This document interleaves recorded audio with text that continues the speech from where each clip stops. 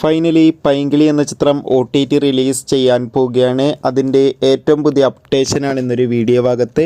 വീഡിയോയിൽ മുൻപേ video like ചെയ്യുക, ചാനൽ സബ്സ്ക്രൈബ് ചെയ്യാൻ വേണ്ടി ശ്രമിക്കുക.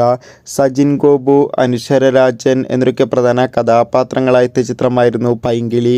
ചിത്രത്തിനൊരു ആവറേജ് അഭിപ്രായം മാത്രമായിരുന്നു സ്വന്തമാക്കാൻ വേണ്ടി സാധിച്ചിട്ടുണ്ടായിരുന്നത്. എന്നാലും എല്ലാ സിനിമാ പ്രേമികളും ഒരേപോലെയായിരുന്നു പൈങ്കിളി എന്ന ചിത്രത്തിൻ്റെ OTT റിലീസിനായി കാത്തിരുന്നത്.